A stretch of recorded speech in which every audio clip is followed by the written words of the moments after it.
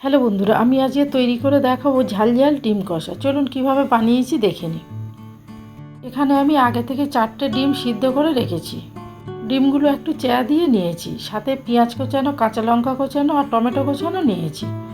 ওভেনে প্যান বসিয়েছি, প্যানে খুব সামান্য সর্ষের তেল দিয়ে দিলাম। তেলটা গরম হয়ে গেছে, আমি ডিমগুলো দিয়ে দিলাম।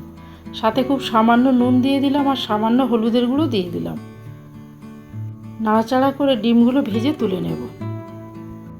ডিমগুলো বেশ আমি লাল লাল করে ভেজে নিয়েছি, এবারে আমি তুলে নেব। একই প্যানে আরও একটু সর্ষের তেল দিয়ে দিলাম। তেলটা গরম হয়ে গেছে, মাঝারি সাইজের 3টে পেঁয়াজ কুচিয়ে রেখেছিলাম দিয়ে দিলাম। পেঁয়াজটা নাড়াচাড়া করে ভেজে নেব। এখানে আমি পরিমাণ মতো নুন দিয়ে দিলাম। আরও একটু নাড়াচাড়া করে নিয়ে এখানে 2টো মাঝারি সাইজের টমেটো কুচিয়ে রেখেছিলাম দিয়ে দিলাম। পেঁয়াজ আর টমেটো সিদ্ধ হতে সময় লাগবে, তাই জন্য আমি একসঙ্গে দিয়ে দিলাম। দিয়ে ঢাকা বন্ধ করে কিছুক্ষণ রান্না করে নেব।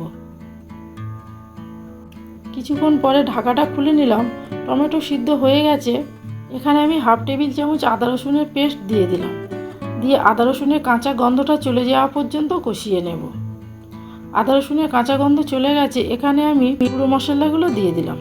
এখানে 1 টিস্পুন হলুদের গুঁড়ো দিয়ে দিলাম, পরিমাণ মতো লাল লঙ্কার গুঁড়ো দিয়ে দিলাম, 1/2 টিস্পুন জিরের গুঁড়ো, 1/2 টিস্পুন ধনের গুঁড়ো দিয়ে দিলাম।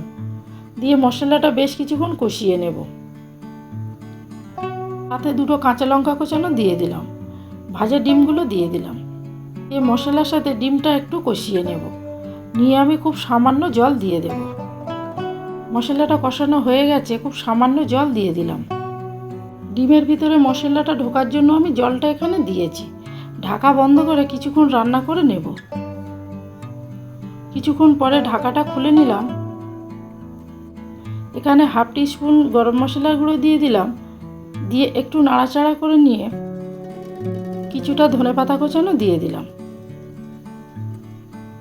দিয়ে মশলাটার সাথে উল্টে পাল্টে নিয়ে ঢাকা বন্ধ করে কিছুক্ষণ স্ট্যান্ডিং টাইমে রেখে পরিবেশন করে দেব।